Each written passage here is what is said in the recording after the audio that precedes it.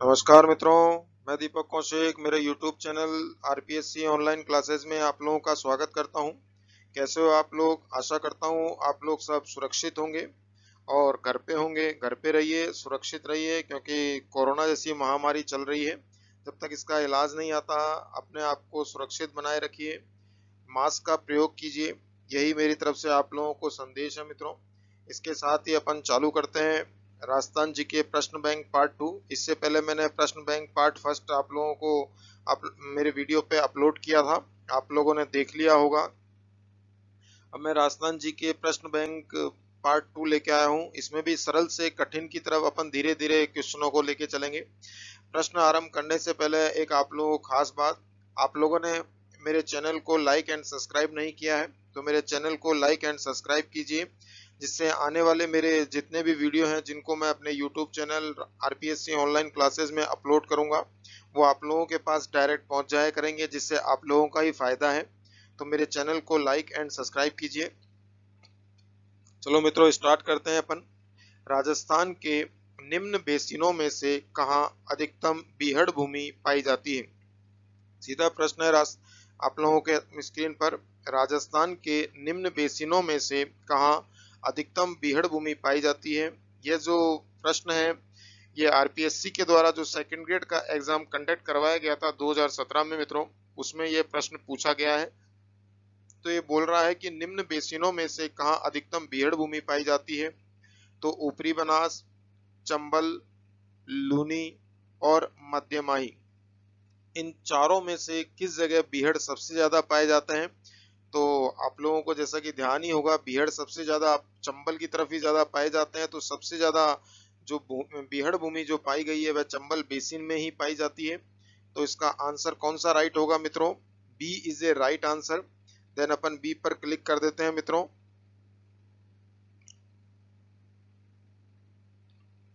B is a right answer. Next प्रश्न पर अपन चलते हैं। निम्न में से निम्न में से कौन सा राजस्थान में मरुस्थलीकरण का कारण नहीं है? निम्न में से कौन सा राजस्थान में मरुस्थलीकरण का कारण नहीं है? पहला, इसका कहने का तात्पर्य क्या है कि जो राजस्थान में मरुस्थलीकरण हो रहा है, मरुस्थल फैल रहा है, उसका मुख्य कारण निम्न में से कौन सा नहीं है?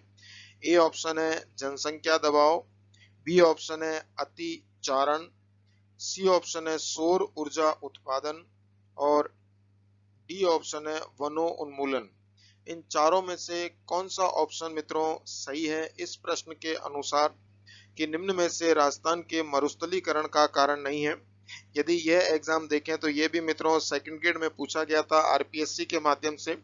26/4/2017 को जो एग्जाम कंडक्ट करवाया गया था सेकंड ग्रेड का आरपीएससी के द्वारा, उसमें यह प्रश्न पूछा गया है कि निम्न में से कौन सा राजस्थान में मरुस्थलीकरण का कारण नहीं है। यदि अपन चारों ऑब्जेक्टिव को सरल करने का प्रयास करें मित्रों, तो अपन देखते हैं जनसंख्या दबाव। यदि जनसंख्या दबाव होता है अर्थात जनसंख्या अत्यधिक बढ़ती है तो अपने आप पेड़ों का कटना आरंभ हो जाता है, तो मरुस्थलीकरण होता ही होता है। अतिचारण, यदि जानवरों को किसी जमीन पर अत्यधिक मात्रा में चरवाया जाता है, चारागाहों पर अत्यधिक चरवाया जाता है, तो जितने भी मवेशी होते हैं, पशु होते हैं, वह जड़ों तक घास को उखाड़ लेते हैं और जड़ से घास को उखाड़ लेते हैं, जिस कारण से वहां की जमीन खाली हो जाती है और अंततः वह मरुस्थलीकरण में तब्दील होती है, बंजर हो जाती है। जब छोटी छोटी घासों की जड़ें नहीं रहेंगी तो वह जमीन भी बंधी हुई नहीं रहेगी। नेक्स्ट है अपने पास सौर ऊर्जा उत्पादन। तो सौर ऊर्जा उत्पादन का मरुस्थलीकरण से कोई संबंध नहीं है मित्रों, ये मरुस्थल को फैलाने में कोई योगदान नहीं देता है। और नेक्स्ट है वनोन्मूलन अर्थात वनों को अत्यधिक मात्रा में हटाना। तो कौन सा आंसर राइट होगा मित्रों? आप लोगों के हिसाब से मेरे कमेंट बॉक्स में आप लोग आंसर जरूर दीजिएगा। यदि अपन इनका देखें चारों में से कौन सा आंसर राइट होगा? सौर ऊर्जा उत्पादन इज ए राइट आंसर अर्थात सी इज ए राइट आंसर कि राजस्थान में मरुस्थलीकरण का कौन सा कारण नहीं है? तो सौर ऊर्जा उत्पादन मरुस्थलीकरण में कोई भूमिका नहीं निभाता है। तो C is a right answer मित्रों। नेक्स्ट प्रश्न पर अपन चलते हैं 3 नंबर पे। क्या कह रहा है आप लोगों को 3 नंबर का प्रश्न मित्रों कि बोराट का पठार किसके मध्य स्थित है? बोराट का पठार किसके मध्य स्थित है? ये जो प्रश्न है मित्रों 3 नंबर का, यह भी सेकंड ग्रेड 2017 में पूछा गया, परंतु डेट चेंज हो गई है। 1/5/2017 को पूछा गया था कि बोराट का पठार किसके मध्य स्थित है। तो ए ऑप्शन है कुंभलगढ़ एवं गोगुंदा के मध्य में, बी ऑप्शन है अचलगढ़ एवं तारागढ़ के मध्य में, सी ऑप्शन है जरगा एवं अचलगढ़ के मध्य में, और डी ऑप्शन है गोगुंदा एवं बैराट के मध्य में। इन चारों में से कौन सा आंसर राइट है कि बोराट का पठार किसके मध्य स्थित है, कुंभलगढ़ एवं गोगुंदा के मध्य, बी ऑप्शन अचलगढ़ एवं तारागढ़ के मध्य, सी ऑप्शन जरगा एवं अचलगढ़ के मध्य, और डी ऑप्शन गोगुंदा एवं बैराट के मध्य। इन चारों में से एक ऑप्शन राइट है मित्रों। यदि अपन देखें बोराट का पठार, तो बोराट का पठार किस किस के मध्य में स्थित है। यदि अपन आंसर राइट आंसर देखते हैं तो कुंभलगढ़ और गोगुंदा के मध्य में ही बोराट का पठार बताया जाता है मित्रों। तो then A is a right answer. आप लोगों के दिमाग में जो भी आंसर आया हो उसको मेरे कमेंट बॉक्स में जरूर बताइएगा मित्रों, और साथ ही वीडियो को पूरा देखें। क्लियर है। नेक्स्ट प्रश्न पे चलते हैं अपन। चौथा प्रश्न आप लोगों की स्क्रीन पे आ चुका है मित्रों। निम्न में से, यह प्रश्न भी सेकंड ग्रेड में पूछा गया प्रश्न है 2017 में। निम्न में से कौन सी पहाड़ियों के मध्य अरावली श्रेणी स्थित है। यह प्रश्न भी बाकायदा पूछा है आरपीएससी के माध्यम से, जो सेकंड ग्रेड का एग्जाम कंडक्ट करवाया गया था 2017 में मित्रों। तो ये पूछा गया है, इसकी डेट बता देता हूँ। 1/5/2017 को यह प्रश्न पूछा गया था मित्रों। निम्न में से कौन सी पहाड़ियों के मध्य अरावली श्रेणी स्थित है। पहला इसराना भाकर पहाड़ियां, दूसरी है मेरवाड़ा पहाड़ियां, तीसरी है गिरवा पहाड़ियां, और डी है रोजा भाकर पहाड़ियां। तो निम्न में से कौन सी पहाड़ियों के मध्य अरावली श्रेणी स्थित है। यदि अपन इन चारों की चारों को देखने का प्रयास करें कि कहां पर अरावली श्रृंखला हो सकती है, किनके मध्य में से अरावली श्रृंखला निकल रही है, तो अजमेर मेरवाड़ा का जो एरिया है वहां से अरावली श्रेणियां निकलती हैं। तो ये पहाड़ी मध्य में स्थित है। तो इसका मतलब क्या है, B is a right answer मित्रों, मेरवाड़ा पहाड़ियां। तो B is a right answer है। तो निम्न में से कौन सी पहाड़ियों के मध्य अरावली श्रेणी स्थित है, तो मेरवाड़ा पहाड़ियों के मध्य में अरावली श्रेणी स्थित है, जो कि अजमेर मेरवाड़ा का एरिया बताया गया है। क्लियर हो गई मित्रों बात। नेक्स्ट अपन चलते हैं चौथे नंबर के प्रश्न पे ऊपर। फोर्थ नंबर का प्रश्न क्या, सॉरी फिफ्थ नंबर का प्रश्न, फिफ्थ नंबर का प्रश्न क्या कह रहा है। यह भी आप लोगों के सेकंड ग्रेड एग्जाम में पूछा गया प्रश्न है मित्रों 2017 में। राजस्थान में स्थित थार मरुस्थल में कौन सा बालुका स्तूप का प्रकार नहीं है। राजस्थान में स्थित थार मरुस्थल में कौन सा बालुका स्तूप का प्रकार नहीं है। पहला है बरखान, दूसरा है पैराबोलिक, तीसरा है घोराउड, और डी है तारा। तो निम्न में से थार मरुस्थल के बालुका स्तूप का प्रकार नहीं है। बताइए मित्रों आंसर, क्या इसका आंसर होगा। बालुका स्तूप पूछा है, तो बालुका स्तूप का प्रकार नहीं है बरखान, पैराबोलिक, घोराउड और तारा। इन चारों में से एक ऑप्शन राइट है मित्रों, बालुका स्तूप का प्रकार नहीं। बताइए मित्रों, राजस्थान में स्थित थार मरुस्थल का कौन सा बालुका स्तूप का प्रकार नहीं है। यदि अपन ए ऑप्शन देखते हैं बरखान, तो बरखान भी एक प्रकार से बालुका स्तूप का प्रकार है। नेक्स्ट है पैराबोलिक, तो पैराबोलिक भी अगर देखें तो यह भी बालुका स्तूप का प्रकार है।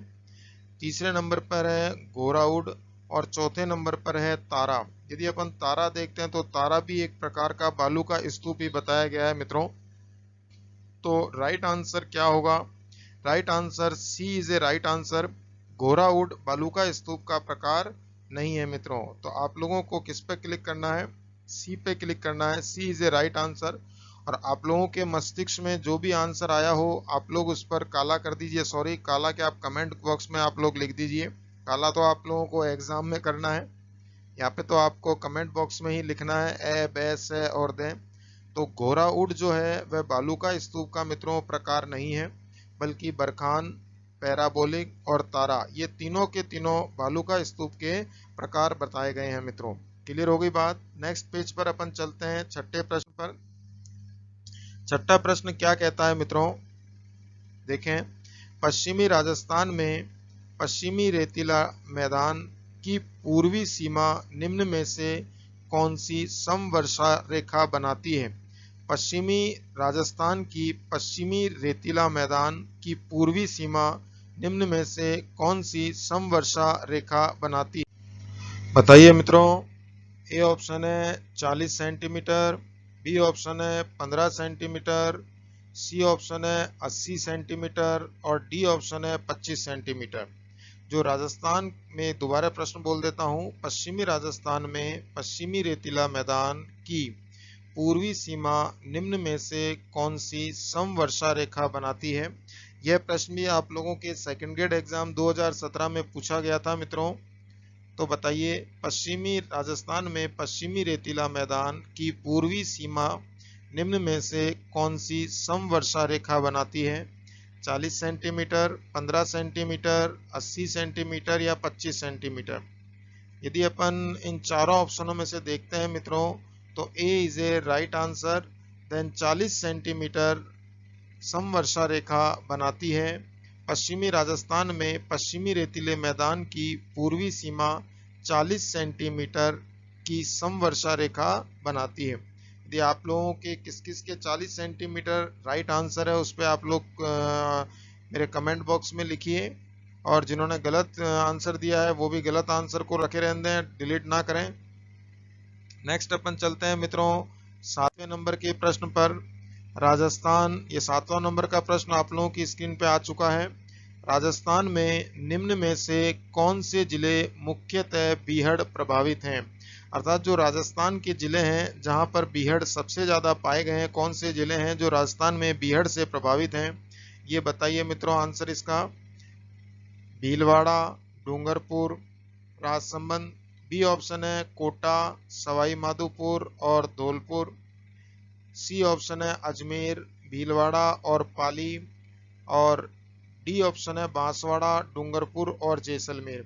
यदि अपन राजस्थान का थोड़ा सा नक्शा बनाने का प्रयास करें मित्रों, यहाँ पर मैं कोशिश करता हूँ, हालांकि माउस से उतनी क्लियरिटी नहीं आ पाती है।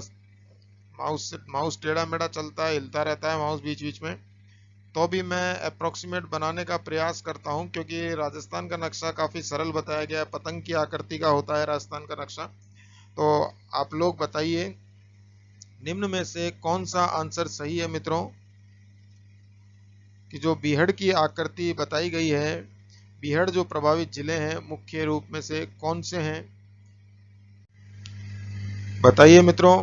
बीहड़ प्रभावित जिले कौन से हैं। भीलवाड़ा, डूंगरपुर, राजसमंद, इधर का एरिया आ जाता है। भीलवाड़ा, डूंगरपुर, राजसमंद का एरिया तो काफी अच्छी वर्षा होती है, तो बीहड़ तो हो नहीं सकते। यदि अपन अजमेर, भीलवाड़ा, पाली लेवें तो अजमेर सेंटर में आ गया, भीलवाड़ा पास में आ गया और पाली उसके पास में आ गया, तो ये भी एरिया अपने लगभग बीहड़ से, नदी नाले है ही नहीं तो यहाँ कहाँ से बीहड़ होंगे। चंबल नदी के आसपास ये बीहड़ बताए गए हैं मित्रों। अब बांसवाड़ा, डूंगरपुर और जैसलमेर, तो जैसलमेर इधर आ गया, बांसवाड़ा का इधर का ये पूरा एरिया, बांसवाड़ा, जैसलमेर, डूंगरपुर, यहीं पे आसपास ही आपको जिले देखने को मिलेंगे। तो जहां जहां चंबल नदी बहा करती है वहीं पर ही मोस्टली बीहड़ है। तो कोटा, सवाई माधोपुर और धौलपुर का जो एरिया यदि अपन देखें तो ये बीहड़ प्रभावित क्षेत्र बताया गया है।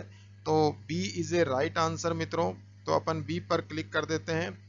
जिसका बी राइट आंसर हुआ है वो मेरे कमेंट बॉक्स में लिखें, और जिनका गलत हुआ है वो गलत आंसर दें, जिससे अपना एग्जामिन आप खुद करेंगे।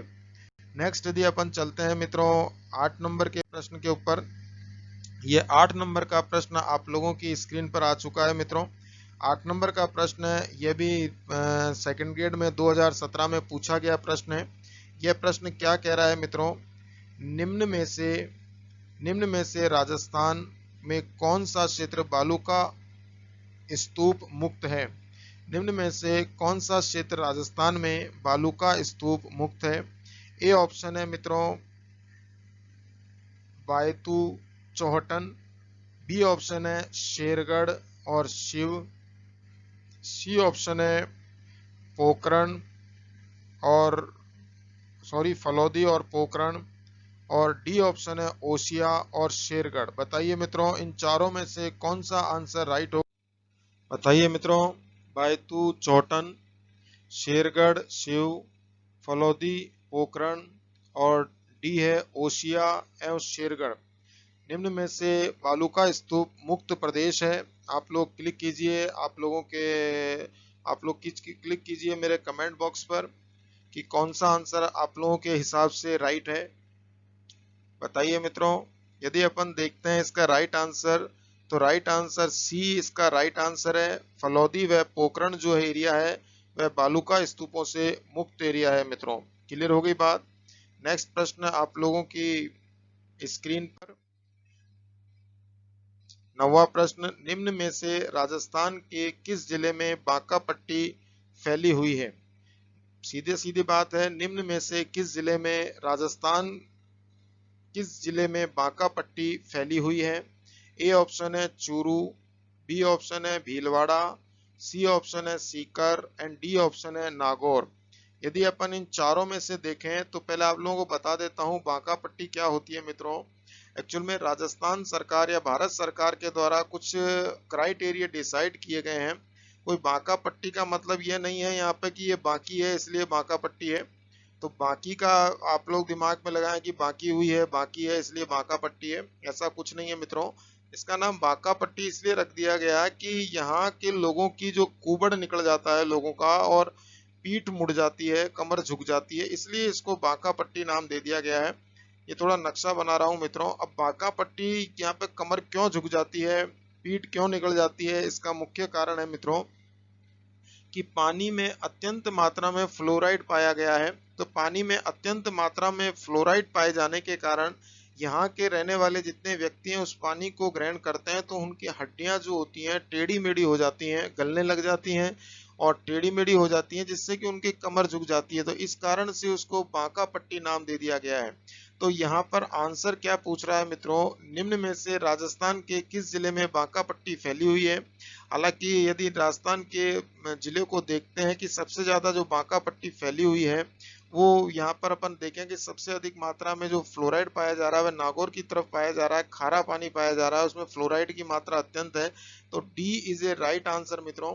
तो नागौर में बांका पट्टी फैली हुई है, इस बात को आप लोग याद रखिएगा। यह प्रश्न भी आप लोगों के एग्जाम 2017 में पूछा गया है, सेकंड ग्रेड के एग्जाम में, जो कि माध्यमिक शिक्षा बोर्ड के द्वारा कंडक्ट करवाया हुआ एग्जाम है। अब अपन नेक्स्ट पेज पे चलते हैं मित्रों। 10वां प्रश्न आप लोगों के स्क्रीन पर है। लसाड़िया का पठार राजस्थान के किस जिले में स्थित है? लसाड़िया का पठार राजस्थान के किस जिले में स्थित है, यहाँ पे प्रश्न पूछा जा रहा है। ए ऑप्शन है कोटा, बी ऑप्शन है जैसलमेर, सी ऑप्शन है गंगानगर और डी ऑप्शन है उदयपुर। आप लोग बताइए मित्रों कि किस जगह लसाड़िया का पठार स्थित है। कोटा, जैसलमेर, गंगानगर और उदयपुर किस जगह स्थित है? यदि मैं यहाँ पर राजस्थान का थोड़ा नक्शा बनाने का प्रयास करूं हल्का फुल्का, हालांकि क्लियर नहीं बन पाता है माउस से, फिर भी कोशिश करता हूं कि राजस्थान का नक्शा आप लोगों को लगभग लगभग समझ में आ जाए। यदि अपन देखें तो इधर का जो एरिया है मित्रों, इधर के एरिया में देखें तो जैसलमेर दिख रहा है, ऊपर के एरिया में देखें तो गंगानगर दिख रहा है। आगे बात समझ में। और यहाँ का एरिया देखते हैं तो उदयपुर का एरिया नजर आ रहा है, यहाँ पे आसपास उदयपुर दिख रहे हैं और जैसलमेर हो गया। और कोटा देखें तो कोटा इधर के आसपास, कोटा, बूंदी, बारा, झालावाड़ इधर के आसपास दिख रहा है। तो इनमें से कौन से एरिया में लसाड़िया का, अगर अपन देखें कि इनमें से इन चारों में से कौन सी एरिया में लसाड़िया का पठार स्थित है, यदि भौगोलिक दृष्टि से देखें राजस्थान में तो इस साइड हमारे को थोड़े पथरीली जमीन ज्यादा देखने को मिलती है, पठार वठार का एरिया ज्यादा देखने को मिलता है। मैं आपको एक तरीका बता रहा हूँ आंसर सॉल्व करने का। हालांकि जब तक आपको आंसर याद नहीं होगा, आंसर क्लिक नहीं होगा, लेकिन कई बार काफी प्रश्न जो होते हैं मनुष्य अपने दिमाग से ही सरल कर लेता है। तो इधर का जो एरिया है यहाँ पे पठारी क्षेत्र जरूर नजर आ रहा है, तो डेफिनेटली इधर के एरिया में उदयपुर दिख रहा है मित्रों। तो आंसर क्या होगा, D is a right answer. जो लसाड़िया का पठार है राजस्थान के उदयपुर जिले में स्थित है, तो D is a right answer हो गया मित्रों। अब यदि अपन चलते हैं 11वें नंबर के प्रश्न पर। तो 11वां नंबर का प्रश्न क्या कह रहा है मित्रों, राजस्थान में किस भौतिक क्षेत्र में मुकंदरा की पहाड़ियां स्थित हैं? राजस्थान के किस भौतिक क्षेत्र में मुकंदरा की पहाड़ियां स्थित हैं? ए ऑप्शन दिया हुआ है शेखावटी प्रदेश, बी ऑप्शन दिया हुआ है हाड़ौती का पठार, सी ऑप्शन दिया हुआ है दक्षिणी अरावली, और डी ऑप्शन दिया हुआ है माही बेसिन। अब इन चारों में से कौन सा राइट होगा, इसको भी अपन सरल करते हैं मित्रों, सरल करने की कोशिश करते हैं इस प्रश्न को। जैसे मैं आप लोगों को सरल करने का कोशिश कर रहा हूं, आप लोग भी एग्जाम में इस प्रकार की थोड़ी टेक्निक लगाया करें। यदि प्रश्न का आंसर याद है तो ठीक है, नहीं तो कुछ प्रश्न तो थोड़े दिमाग लगाने से ही सरल हो जाते हैं, क्योंकि जो है खेल सारा दिमाग का ही खेल है मित्रों, और दिमाग के दम पर ही जंग जीती जाती है, ताकत के दम पर जंग नहीं जीती जाती। अब ये कह रहा है कि मुकंदरा की पहाड़ियां पहाड़ियां स्थित है। यदि अपन मुकंदरा की पहाड़ी देखें, मुकंदरा हिल्स देखें, तो कोटा, बूंदी, बारा, झालावाड़ इधर के एरिया में अपन कह सकते हैं कि मुकंदरा की पहाड़ियां स्थित हो सकती हैं। तो कोटा, बूंदी, बारा, झालावाड़ का जो एरिया है मित्रों, वह किधर का एरिया में दिख रहा है? कोटा, बूंदी, बारा, झालावाड़। यदि अपन काफी लंबा घेरा बना देता हूँ इधर, ऐसे एग्जैक्ट तो नहीं बता रहा हूँ, लेकिन ऐसे बता रहा हूँ आपको, इधर का एरिया कोटा, बूंदी, बारा, झालावाड़ का एरिया हो गया इस साइड का। यदि अपन इधर के एरिया में देखें तो कोटा, बूंदी, बारा, झालावाड़ के एरिया में ही मुकंदरा की पहाड़ियां बताई गई हैं। तो ये कहाँ का एरिया कहलाता है? इसको हाड़ौती का पठार कहते हैं। ये हाड़ौती का क्षेत्र है मित्रों। तो हाड़ौती का क्षेत्र है, तो डेफिनेटली यहाँ पर जहाँ ABCD में जहाँ हाड़ौती दिखे उसी पर काला कर देना है। ABCD में आप लोगों को जिसमें हाड़ौती दिख रहा है उसी पर अपने को टिक लगा देना है। तो अपना B is a right answer मित्रों। तो हाड़ौती के पठार पर ही मुकंदरा की पहाड़ियां स्थित है मित्रों। अब यदि अपन देखें नेक्स्ट प्रश्न में चलते हैं मित्रों अपन। ये 12 नंबर का प्रश्न आप लोगों की स्क्रीन पर है। जैसा कि मैंने आप लोगों को बताया था कि मेरे जो प्रश्न पूछने का आप लोगों से तरीका होगा वह सरल से कठिन की ओर होगा। एकदम से मैं कठिन प्रश्न आप लोगों से नहीं पूछूंगा। धीरे धीरे धीरे धीरे धीरे धीरे धीरे धीरे आप लोगों का जो मानसिक स्तर है वह बढ़ता चला जाएगा, तो ऑटोमेटिकली मेरे प्रश्नों को पूछने का तरीका भी बढ़ता चला जाएगा। मैं उसी आधार पर टिपिकल प्रश्न धीरे धीरे पूछता चला जाऊंगा। ये आप लोगों के स्क्रीन पर ये 12वां प्रश्न आ चुका है मित्रों। सिरोही क्षेत्र की पहाड़ियों को स्थानीय भाषा में क्या कहा जाता है? सिरोही क्षेत्र की पहाड़ियों को स्थानीय भाषा में क्या कहा जाता है? कितना अच्छा प्रश्न है मित्रों। यह भी प्रश्न कॉलेज लेक्चर में पूछा गया है सन 2016 में। ए ऑप्शन दिया हुआ है मित्रों भाकर, बी ऑप्शन दिया हुआ है भोराट, सी ऑप्शन दिया हुआ है गिरवा, और डी ऑप्शन दिया हुआ है सांगलिया। यदि अपन सिरोही क्षेत्र की पहाड़ियों को स्थानीय भाषा में क्या कहा जाता है, यदि अपन देखने का प्रयास करें तो भोराट, गिरवा, सांगलिया ये तो हो ही नहीं सकती, क्योंकि इनका होने के भोराट अलग क्षेत्र में जा रहा है, सिरोही का एरिया नहीं हो रहा है, गिरवा भी सिरोही के एरिया में नहीं आ रहा है, और सांगलिया भी सिरोही के एरिया में नहीं आ रहा। तो bhakar is a right answer मित्रों। तो जो सिरोही क्षेत्र की जो पहाड़ियों का स्थानीय भाषा में क्या कहा जाता है मित्रों? भाकर कहा जाता है। तो bhakar is a right answer है। नेक्स्ट अपन चलते हैं मित्रों 13वें प्रश्न पर। 13वां प्रश्न आप लोगों की स्क्रीन पर आ चुका है मित्रों। क्या कह रहा है? डूंगरपुर व बांसवाड़ा के मध्य के भूभाग को किस नाम से जाना जाता है? बांसवाड़ा व डूंगरपुर के मध्य के भूभाग को किस नाम से जाना जाता है? ए ऑप्शन है मित्रों कांठल, बी ऑप्शन है भाकर, सी ऑप्शन है गिरवा, और डी ऑप्शन है मेवल। दोबारा पढ़ रहा हूं प्रश्न को। बांसवाड़ा व डूंगरपुर के मध्य भूभाग को किस नाम से जाना जाता है? ए ऑप्शन है कांठल, बी ऑप्शन है भाकर, सी ऑप्शन है गिरवा, और डी ऑप्शन है मेवल। इन चारों में से क्या आंसर राइट होगा मित्रों? सोचिए, दिमाग लगाइए। थोड़ा पानी पी लेता हूं जब तक आप लोग आंसर सोचिए कि इसका आंसर क्या राइट होगा। बताए मित्रों, कांठल, भाकर, गिरवा, मेवल।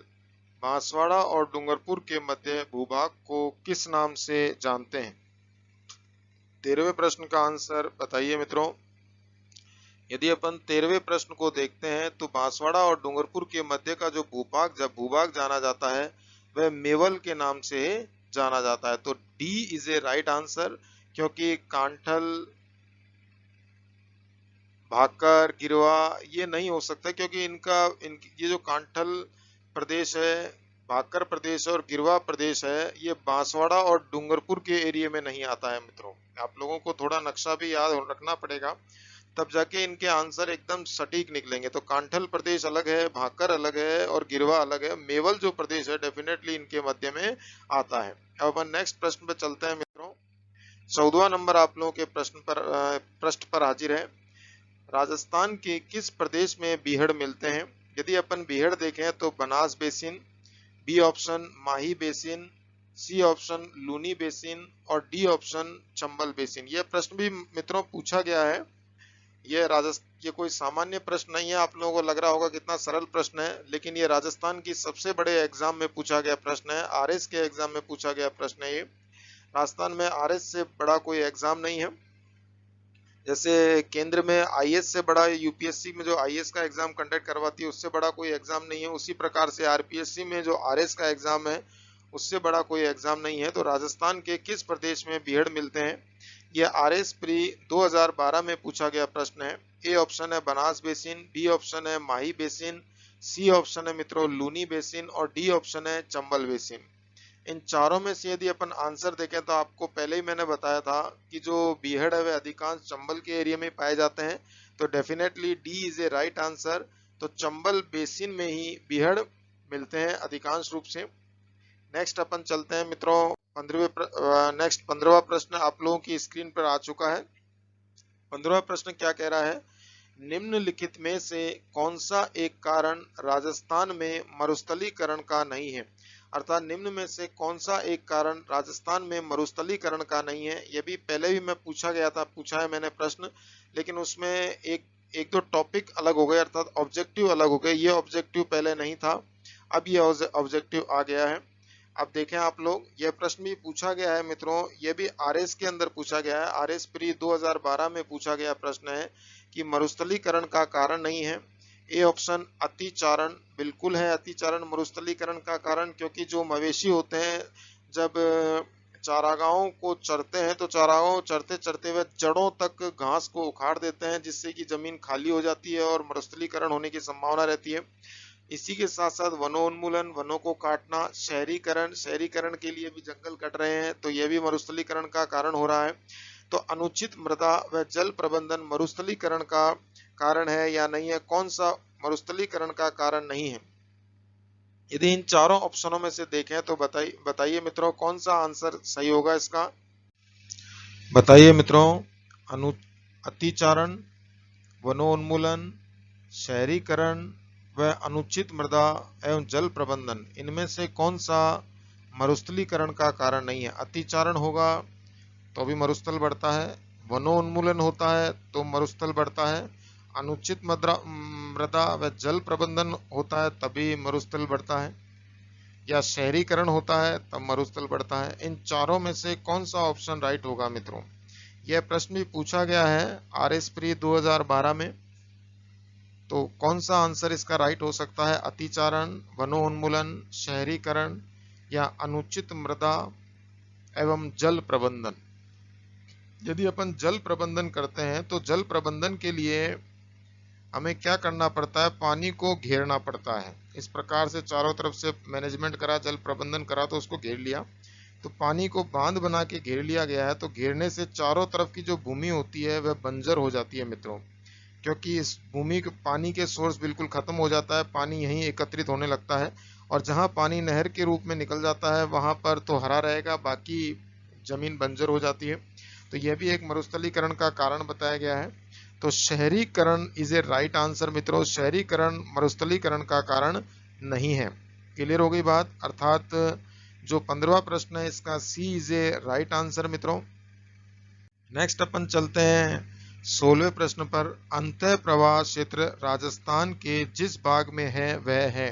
अंतः प्रवाह क्षेत्र, अंतः प्रवाह का मतलब आंतरिक जो नदियां बह रही हैं उसे अंतः प्रवाह क्षेत्र हो जाता है। तो अंतः प्रवाह क्षेत्र राजस्थान के जिस भाग में है वह है 16 प्रश्न है मित्रों, ये असिस्टेंट जेलर के एग्जाम 2004 में पूछा गया है। तो अंतः प्रवाह का क्षेत्र कौन सा है? उत्तर पश्चिम, उत्तर पूर्व, दक्षिण पश्चिम या दक्षिण पूर्व। यदि अपन इसको राजस्थान के नक्शे के आधार पर इसका आंसर देखने का प्रयास करें मित्रों, तो अंतः प्रवाह का क्षेत्र अपन देखने का प्रयास करते हैं।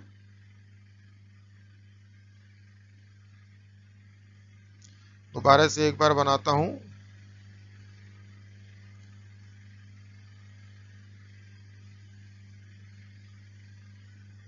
ऐसा ही बनता है माउस से मित्रों, बस हाँ समझ जाना कि हाँ पतंग की आकृति का राजस्थान का नक्शा होता है। तो अंतः प्रवाह का क्षेत्र, फिर थोड़ा मजा नहीं आया चित्र बनाने में, थोड़ा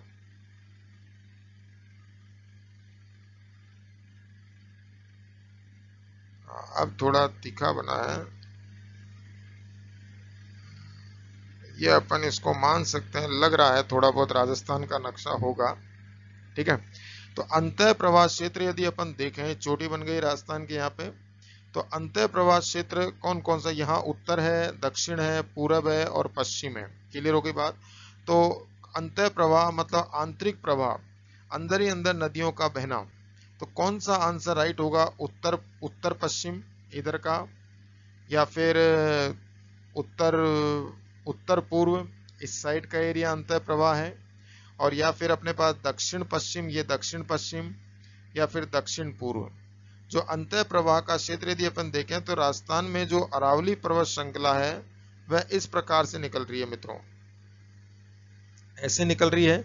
तो अरावली से ही नदियां बहती हैं जो आंतरिक प्रवाह के रूप में निकलती हैं। तो अंतः प्रवाह के क्षेत्र में अपन देख सकते हैं अजमेर है, सीकर है, इधर के एरिया ही अंतर प्रवाह क्षेत्र के क्षेत्र में आता है। जैसे कांतली नदी है वह आंतरिक प्रवाह की नदी है, तो ये आंतरिक जो शेखावटी क्षेत्र में बहती है। तो डेफिनेटली जो अंतः प्रवाह इधर का शेखावटी क्षेत्र में बहती है, तो डेफिनेटली आंतरिक प्रवाह का जो क्षेत्र होगा वह इधर का ही होगा, तो उत्तर पूर्व का ही बताया जा सकता है। तो बी इज ए, यहाँ पर उत्तर पूर्व कहाँ दिया हुआ है? बी ऑप्शन पे दिया हुआ है, तो B is a right answer. तो उत्तर पूर्व जो है वह आंतरिक प्रवाह के क्षेत्र के रूप में जाना जाता है। इसका ये जूनियर असिस्टेंट जेलर के एग्जाम 2004 में जो पूछा गया था, एग्जाम करवाया गया था, उसमें ये पूछा गया प्रश्न है। नेक्स्ट प्रश्न है 17वें नंबर का आप लोगों की स्क्रीन पर मित्रों। देखें, राजस्थान के जिस जिले में 21 जून को सूर्य की सीधी किरणें पड़ती हैं वह है। राजस्थान के जिस जिले में 21 जून को सूर्य की सीधी किरणें पड़ती हैं वह है। अर्थात 21 जून को राजस्थान के कौन से जिले में सीधी किरणें पड़ती हैं, यह प्रश्न भी पूछा गया है असिस्टेंट जेलर के एग्जाम में 2004 में। इसका क्या आंसर राइट होगा? ए ऑप्शन है चूरू, बी ऑप्शन है बांसवाड़ा, सी ऑप्शन है नागौर और डी ऑप्शन है जालौर। इन चारों में से 21 जून को सूर्य की सीधी किरणें पड़ती हैं। तो सूर्य की यदि अपन सीधी किरणें देखें मित्रों, तो सूर्य की जो सीधी किरणें हैं वह 21 जून को बांसवाड़ा पर पड़ती हैं मित्रों। ये सीधा सीधा आंसर है और इसका B is a right answer मित्रों। क्लियर हो गई बात? नेक्स्ट पेज पर अपन चलते हैं। 18वां प्रश्न आप लोगों की स्क्रीन पर, यह 18वां प्रश्न आप लोगों की स्क्रीन पे आ चुका है मित्रों। राजस्थान के जिस जिले में सूर्य किरणों का तिरछापन सर्वाधिक होता है वह जिला है। अर्थात राजस्थान का ऐसा कौन सा जिला है जहां पर सूर्य की किरणें सबसे ज्यादा तीखी पड़ती हैं, तिरछी पड़ती हैं, वह कौन सा है? ये 3rd ग्रेड 2006 में पूछा गया प्रश्न है मित्रों। तो आप लोग बताइए कि सबसे ज्यादा सर्वाधिक तिरछीपन कहां पर पड़ता है सूर्य का? ए है बांसवाड़ा, बी है जैसलमेर, सी है श्री गंगानगर और डी है धौलपुर। इन चारों में से एक option is a right answer है मित्रों। तो ए है बांसवाड़ा, बी है जैसलमेर, सी है श्री गंगानगर और डी है धौलपुर। क्या आंसर राइट होगा मित्रों? सबसे ज्यादा तिरछी जो किरणें पड़ती हैं वह श्री गंगानगर में पड़ती हैं, तो C is a right answer. Clear है बात? नेक्स्ट अपन चलते हैं 19वें प्रश्न पर। काफी इंपॉर्टेंट प्रश्न है, लाठी श्रृंखला क्या है? ये पूछा गया प्रश्न है मित्रों। ये आरएस 2007 प्री के एग्जाम में पूछा गया प्रश्न है। लाठी श्रृंखला क्या है? ए ऑप्शन है गाय की एक प्रजाति, बी ऑप्शन है खनिज पट्टी, सी ऑप्शन है भूगर्भीय जल पट्टी और डी ऑप्शन है वन्य जीव श्रृंखला। तो लाठी श्रृंखला क्या है, इसका मैं एक राजस्थान का थोड़ा नक्शा बना देता हूं। नक्शे के आधार पर आप लोगों को समझाने का प्रयास करता हूं कि लाठी जो सीरीज है राजस्थान में वह मुख्य रूप से कहां पाई जाती है। ये बीकानेर जैसलमेर का एरिया है, पश्चिमी राजस्थान का, इधर लाठी सीरीज पाई जाती है। तो इधर का जो एरिया है मित्रों, थोड़ा ब्लैक से कर देता हूं, इधर का जो एरिया है पश्चिमी राजस्थान का, इधर लाठी सीरीज पाई जाती है। और यहाँ पर एक घास उगती है मित्रों जिसको सेवण घास के नाम से जाना जाता है। कौन सी घास है मित्रों, सेवण घास के नाम से। माउस से तो ऐसा ही लिखा जाएगा, फिर भी मैं कोशिश कर रहा हूं, देखो सेवण घास के नाम से जाना जाता है। तो यहाँ पर एक सेवण घास उगती है जो कि बहुत ज्यादा पौष्टिक घास है जानवरों के लिए। तो ये इसको थार का दड़ा भी कहा जाता है। यहाँ पे काफी अच्छा मीठा पानी प्राप्त होता है और इसके साथ साथ यहाँ पे काफी खनिज भी मिलते हैं लाठी सीरीज में। तो जो खनिज लाठी श्रृंखला है, जो लाठी श्रृंखला है ये मुख्य रूप से क्या है मित्रों, यदि अपन लाठी श्रृंखला देखें तो B is a right answer. Then खनिज पट्टी के रूप में ये जानी जाती है या भूगर्भीय जल पट्टी अपन इसको बोल सकते हैं। अगर अपन इसका एग्जैक्ट क्लियर आंसर देखें इसका कि एग्जैक्ट इसका क्लियर आंसर क्या होगा, तो एग्जैक्ट क्लियर आंसर हो जाएगा भूगर्भीय जल पट्टी। यहाँ पे खनिज भी मिलता है और जल भी मिलता है, तो भूगर्भीय जो जल पट्टी है उसे ही हम लाठी श्रृंखला के नाम से जानते हैं। दोनों आंसर इसके लगभग लगभग सही हैं, लेकिन जो एग्जैक्ट जो राइट आंसर है वह भूगर्भीय जल पट्टी है। यहाँ पे खनिज काफी अच्छा है, सेवण भी बढ़िया घास उगती है, लेकिन सी इज ए राइट आंसर मित्रों। चलो अपन चलते हैं 20 नंबर के प्रश्न पर। 20 नंबर का प्रश्न आप लोगों की स्क्रीन पर आ चुका है मित्रों। क्या बोल रहा है, छप्पन का मैदान राजस्थान के किस भाग में स्थित है। छप्पन का मैदान, जो छप्पनिया मैदान है, छप्पन के मैदान है राजस्थान में, वह किस भाग में स्थित है। यह प्रश्न पूछा गया है मित्रों। यह सेकंड ग्रेड एसएसटी में सन 2011 में पूछा गया है तथा फर्स्ट ग्रेड के एग्जाम 2012 में पूछा गया। मतलब लगातार आया ये, बस डिग्री बदल गई है, एक है सेकंड ग्रेड की और एक है फर्स्ट ग्रेड की। सेकंड ग्रेड में पूछा गया 2011 में और फर्स्ट ग्रेड में पूछा गया 2012 में। तो छप्पन का मैदान राजस्थान के किस भाग में स्थित है। ए ऑप्शन है उत्तरी भाग में, बी ऑप्शन है पूर्वी भाग में, सी ऑप्शन है दक्षिणी भाग में और डी ऑप्शन है पश्चिमी भाग में। इन चारों में से एक आंसर राइट है मित्रों, बताइए, आप लोग दिमाग लगाइए। यदि अपन देखें इसका आंसर तो C is a right answer. दक्षिणी भाग में ही छप्पन के मैदान राजस्थान में पाए जाते हैं, तो दक्षिणी भाग is a right answer, then C is a right answer. Next प्रश्न में चलते हैं मित्रों अपन। नेक्स्ट प्रश्न आप लोगों की स्क्रीन पर आ चुका है, 21वां प्रश्न। राजस्थान में छप्पन का मैदान किस नदी बेसिन में स्थित है। राजस्थान में छप्पन का मैदान किस नदी बेसिन में स्थित है। ये सीआईडी एग्जाम 2002 में पूछा गया है। सीआईडी का एग्जाम कंडक्ट करवाया गया था जिसमें 2002 में ये प्रश्न आया था मित्रों। राजस्थान में छप्पन का मैदान किस नदी बेसिन में स्थित है। ए ऑप्शन है बनास, बी ऑप्शन है चंबल, सी ऑप्शन है माही और डी ऑप्शन है लूनी। इन चारों में से कौन सा आंसर राइट है मित्रों। बनास, चंबल, माही और लूनी, इन चारों में से एक ऑप्शन राइट है। यदि अपन छप्पन के मैदान देखें तो छप्पन का जो मैदान है मित्रों वह माही बेसिन में स्थित है, तो C is a right answer मित्रों। ये सीधे सीधे याद करने के प्रश्न है जिनको आप लोगों को याद होना चाहिए, क्योंकि बार बार आप कितना ज्योग्राफिकल मैटर बना के एग्जाम में देखोगे, कितनी बार आप नक्शा बनाओगे, तो नॉट पॉसिबल। आप लोगों को क्लिक करने के लिए एकदम से प्रश्न का आंसर याद होना चाहिए। नेक्स्ट है अपने पास 22 नंबर का प्रश्न। छप्पन बेसिन किस जिले में स्थित है। छप्पन बेसिन किस जिले में स्थित है, तो ये भी प्रश्न पूछा गया है मित्रों। यह आरएस 2010 में पूछा गया प्रश्न है। ए ऑप्शन है अलवर, बी ऑप्शन है बांसवाड़ा, सी ऑप्शन है पाली एंड डी ऑप्शन है टोंक। इन चारों में से कौन सा आंसर राइट होगा मित्रों। दोबारा प्रश्न बोल रहा हूं, छप्पन बेसिन किस जिले में स्थित है।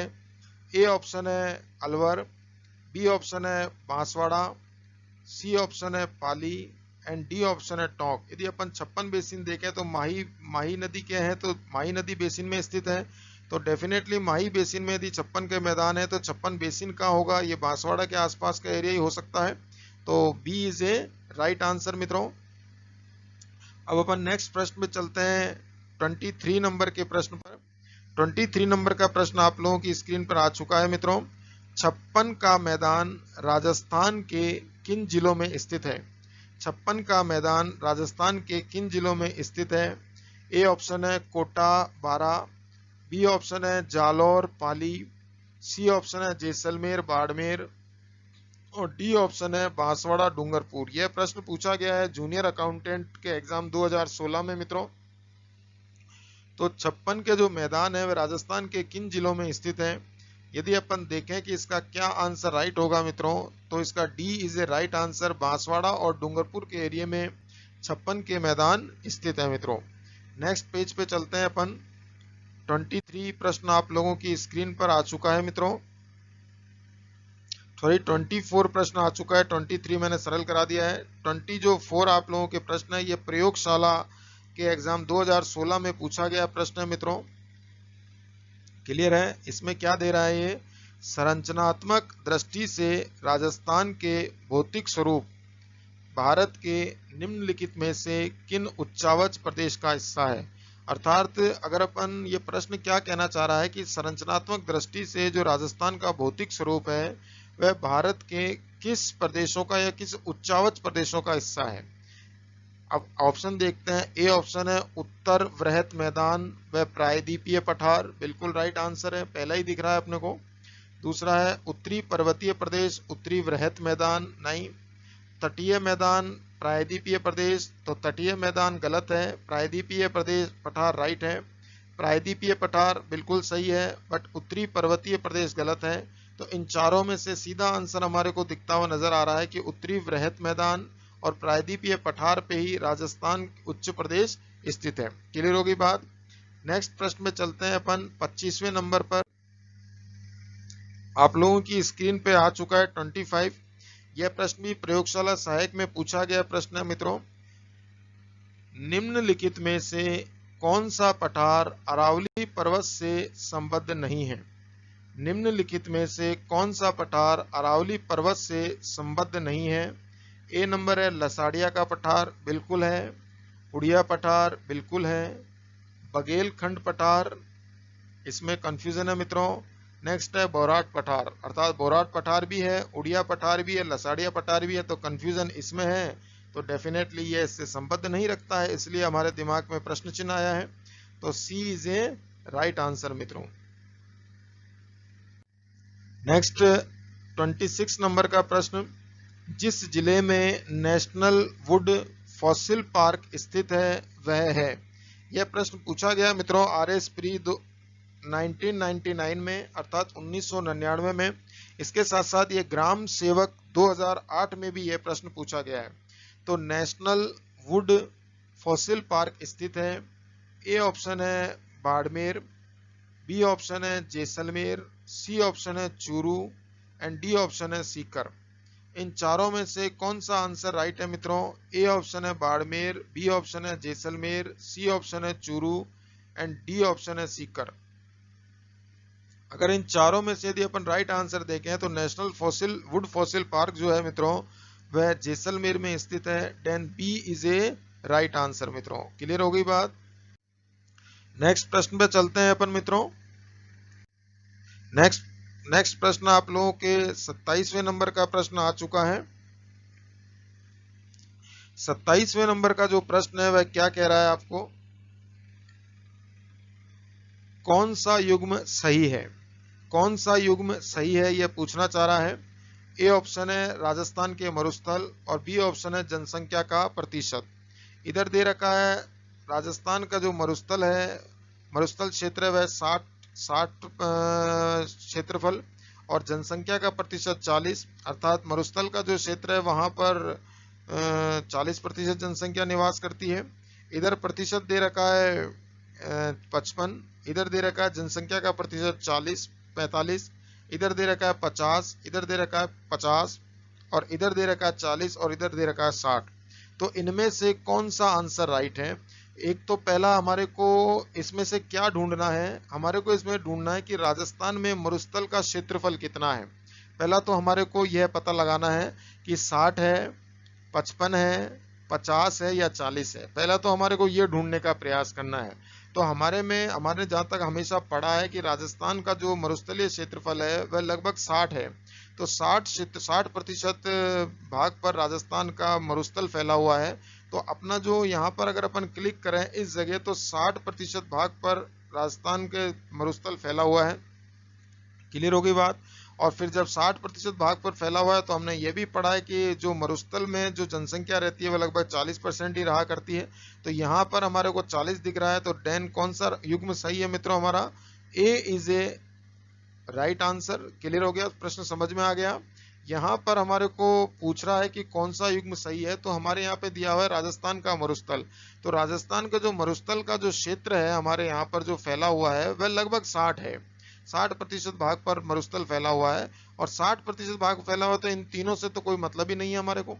ये तो मरुस्थल है ही नहीं। जब ये मरुस्थल है ही नहीं तो इनसे कोई मतलब भी नहीं। और 40% हमने पढ़ाई है, तो डेफिनेटली आंसर कौन सा होगा? ए इज ए राइट आंसर। यह प्रश्न पूछा गया है मित्रों RS 1999 में, जो कि कैंसिल हो गया था पेपर। क्लियर है बात। नेक्स्ट प्रश्न 28वें नंबर का प्रश्न आप लोगों की स्क्रीन पर आ चुका है। पश्चिमी राजस्थान, यह भी 2010 प्री में पूछा गया प्रश्न है मित्रों। पश्चिमी मरुस्थल राजस्थान के लगभग कितने क्षेत्र को घेरे हुए है? पश्चिमी जो मरुस्थल है वह राजस्थान के कितने क्षेत्र को घेरे हुए है? अभी थोड़ी देर पहले जो प्रश्न बताया वैसा का वैसा ही प्रश्न आ गया, बस घूम के आ गया। उसमें जनसंख्या पूछ ली थी, इसमें डायरेक्ट पूछ लिया। ए ऑप्शन है 60% क्षेत्र को, बी ऑप्शन है 30% क्षेत्र को, और सी ऑप्शन है 40% क्षेत्र को, और डी ऑप्शन है मित्रों 50% क्षेत्र को। इन चारों में से कौन सा प्रश्न राइट होगा, कौन सा आंसर राइट होगा मित्रों? यदि अपन राजस्थान का नक्शा बनाने का प्रयास करें, अब थोड़ा समझा देता हूं नक्शा बना के। ये मैं थोड़ा माउस से बना रहा हूं तो थोड़ी इस प्रकार की प्रॉब्लम आई जाती है, माउस क्या टेढ़ा मेढ़ा चलता है। ये नक्शा बन गया साहब। यदि अपन राजस्थान का नक्शा देखें तो ऐसे अरावली पर्वत श्रृंखला निकल रही है मित्रों। ये क्लियर हो गई बात? रुको एक मिनट। इस प्रकार से अरावली श्रृंखला यूं निकल रही है राजस्थान से। ये उत्तर है, ये उत्तर है, ये दक्षिण है, ये पूरब है, पश्चिम है। तो पश्चिम और ये दक्षिण, तो दक्षिण पश्चिम और उत्तर पूर्व की तरफ से इस प्रकार से हमारे अरावली पर्वत श्रृंखला निकलती है। तो लगभग 61% के आसपास या 60 से 61% के आसपास हमारे जो राजस्थान है वहां पर रेगिस्तान फैला हुआ है। तो लगभग 60 या 60 से आगे ज्यादा प्रतिशत पर ही हमारा रेगिस्तान फैला हुआ है। तो हमारे जो राइट आंसर होगा वह हमारा A is a right answer होगा, अर्थात 60% या इससे अधिक प्रतिशत घेरे पर मरुस्थल फैला हुआ है मित्रों। क्लियर हो गई बात। नेक्स्ट प्रश्न में चलते हैं अपन 29 नंबर के प्रश्न पर। 29 नंबर का 29 नंबर का प्रश्न क्या कह रहा है हमारे को? यह पूछा गया है RS प्री 1996 में प्रश्न पूछा जा चुका है मित्रों। सापेक्षिक दृष्टि से राजस्थान के निम्न भू आकृतिक प्रदेशों का भाग जो अस्पष्ट अधर प्रवाह क्षेत्र है, मतलब अधर है, अस्पष्ट है, जिसका कोई स्पष्ट नहीं है, न तो ये आंतरिक प्रवाह में है न पूर्ण प्रवाह में है, तो ये अस्पष्ट अधर प्रवाह क्षेत्र है सापेक्षिक दृष्टि से। ए ऑप्शन है दक्षिण पूर्व, बी ऑप्शन है उत्तर व उत्तर पश्चिम, सी ऑप्शन है दक्षिण दक्षिण पश्चिम, और डी ऑप्शन है उत्तर पूर्व। यदि अपन इस प्रकार से छोटा सा नक्शा मैं बना देता हूं मित्रों आप लोगों के सामने, ये नक्शा बना दिया मैंने। ए ऑप्शन दे रहा है दक्षिण पूर्व, तो ये उत्तर दक्षिण पूर्व अर्थात इधर का एरिया बोल रहा है जो अधर प्रवाह क्षेत्र में है। नेक्स्ट उत्तर व उत्तर पश्चिम, ये उत्तर और ये उत्तर पश्चिम, ये आंतरिक प्रवाह का क्षेत्र है। दक्षिण और दक्षिण पश्चिम, ये दक्षिण और ये दक्षिण पश्चिम, और ये उत्तर पूर्व, ये उत्तर पूर्व, ये भी आंतरिक के क्षेत्र में आता है लगभग लगभग। तो इसका राइट आंसर यदि अपन देखें मित्रों तो A is a right answer, दक्षिण पूर्व उत्तर दक्षिण पूर्व पश्चिम जो इधर का जो एरिया है ये अधर प्रवाह के, अस्पष्ट अधर प्रवाह के क्षेत्र में आता है मित्रों। तो A is a right answer. Clear हो गई बात। नेक्स्ट प्रश्न आप लोगों की स्क्रीन के ऊपर मित्रों आ चुका है। नेक्स्ट प्रश्न आप लोगों की स्क्रीन पे आ चुका है मित्रों। क्या कह रहा है ये? बरछान है। बरछान है। ए ऑप्शन है विशेष आकृति के बालू के टीले। बी ऑप्शन है राजस्थानी महिला की एक पोशाक, विशेष पोशाक। सी ऑप्शन है राजाओं द्वारा सैनिकों को युद्ध में जाते समय दिया जाने वाला प्रतीक। डी ऑप्शन है सामूहिक रूप से नाच गाने के साथ फसल काटना। ये जो एग्जाम है मित्रों ये आरपीएससी थर्ड ग्रेड टीचर 2009 में पूछा गया है। थर्ड ग्रेड टीचर 2009 में पूछा गया प्रश्न है बरछान क्या है। तो बरछान एक तरह से बालू का स्तूप अर्थात बालू के टीले ही बताए जाते हैं। तो definitely A is a right answer मित्रों। तो अपन ए पर क्लिक कर देते हैं। तो विशेष आकृति के बालू के टीले ही बरछान कहलाते हैं मित्रों। क्लियर हो गई बात। नेक्स्ट अपन चलते हैं 31वें नंबर के प्रश्न पर। शेखावटी क्षेत्र में स्थानीय भाषा में कुएं को क्या कहते हैं? शेखावटी क्षेत्र में स्थानीय भाषा में कुएं को क्या कहते हैं? ये राजस्थान पुलिस कांस्टेबल के एग्जाम 2005 में पूछा गया प्रश्न है मित्रों। ए ऑप्शन है जोहड़, बी ऑप्शन है बावड़ी, सी ऑप्शन है बेरा और डी ऑप्शन है खूह। तो शेखावटी प्रदेश में या शेखावटी क्षेत्र में स्थानीय भाषा में कुएं को क्या कहते हैं? जोहड़ कहते हैं, बावड़ी कहते हैं, बेरा कहते हैं या खूह कहते हैं। इन चारों में से कौन सा ऑप्शन राइट है मित्रों?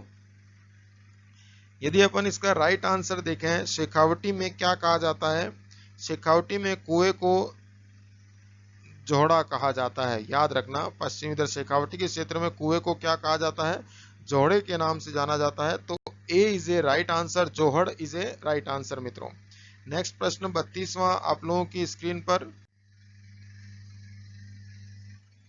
अंतरिक्ष मेहमानों की पसंदीदा जगह जहां एक दशक में 9 उल्कापिंड गिरे अर्थात अंतरिक्ष मेहमानों की, ये एक तथ्य दे दिया गया है कि अंतरिक्ष मेहमानों की बहुत पसंदीदा जगह है।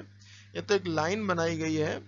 प्रश्न ये है कि एक दशक में 9 उल्कापिंड कौन सी जगह पर गिरे? बस ये प्रश्न को बना दिया गया है।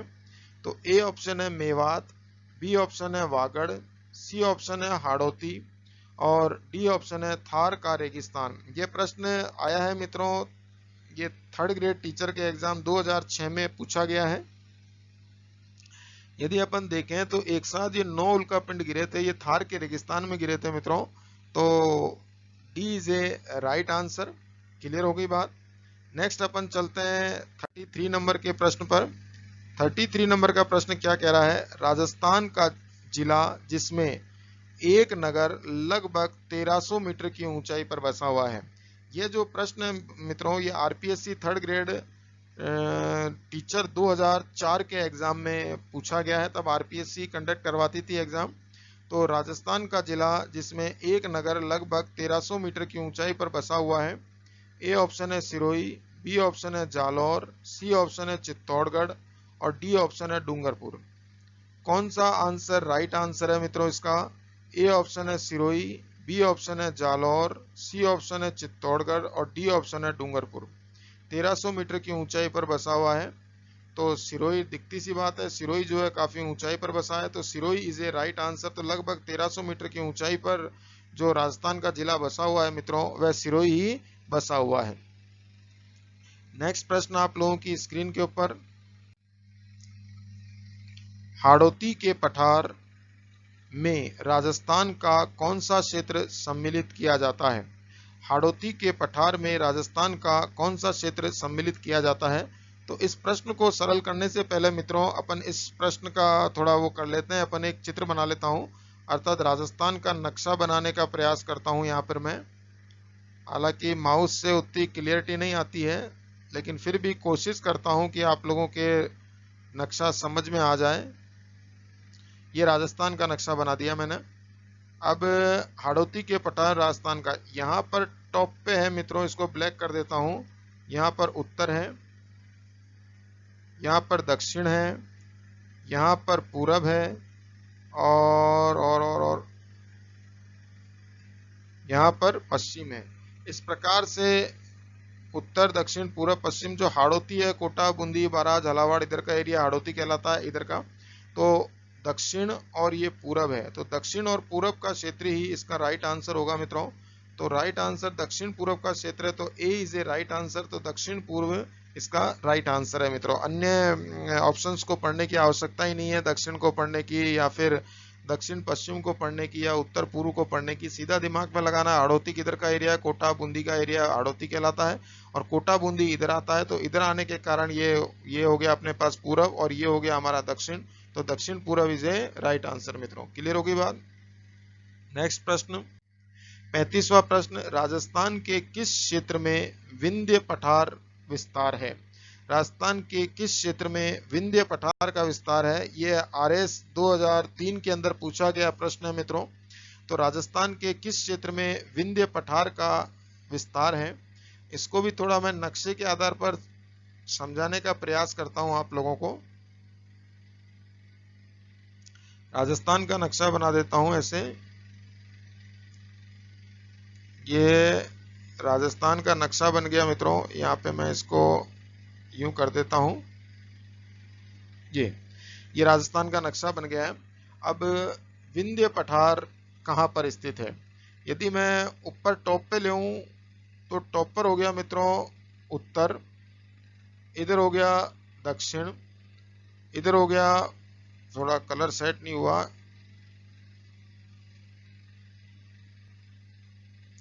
इधर हो गया पूरब, और इधर हो गया पश्चिम। अब ये विंध्य पठार पूछ रहा है मित्रों। अब विंध्य पठार किधर होगा? यदि अपन विंध्य पठार देखने का प्रयास करें तो विंध्य का जो पठार है मित्रों, ये विंध्य का जो पठार बताया गया है राजस्थान में, वह इधर के एरिया में बताया जाता है। यहाँ पर हाड़ौती के पठार के आसपास ही इधर के एरिया में ही विंध्य का पठार बताया जाता है। तो इधर के एरिया में ही विंध्य का पठार बताया गया है। तो विंध्य का पठार इधर के एरिया में बताया गया है, अर्थात ये एरिया कौन सा है? दक्षिण और पूरब का एरिया है। तो दक्षिण पूरब को आप देख लो, बाकी को देखने की कोई आवश्यकता नहीं है। तो बी इज ए इसका राइट आंसर है। तो विंध्य पठार कहां पर स्थित है मित्रों? दक्षिण पूर्व की तरफ ही विंध्य पठार स्थित है मित्रों। क्लियर होगी बात। नेक्स्ट प्रश्न आप लोगों की स्क्रीन के ऊपर, ये आप लोगों के ऊपर 36वां प्रश्न आ चुका है। यह प्रश्न आया है जूनियर अकाउंटेंट 2016 में पूछा गया प्रश्न है मित्रों। देखते हैं इसको। राजस्थान में विंध्य कगार क्षेत्र किस प्रकार की चट्टानों से निर्मित है? पहला विंध्य पठार था, अब विंध्य कगार क्षेत्र किस प्रकार की चट्टानों से निर्मित है मित्रों? अब किस प्रकार की चट्टानों से निर्मित है? तो विंध्य पठार जो है वह दक्षिण पूर्व के एरिया में है, और उधर के एरिया में यदि अपन चट्टाने का देखने का प्रयास करें तो उधर हमारे को बालू का पत्थर ज्यादा देखने को मिलते हैं।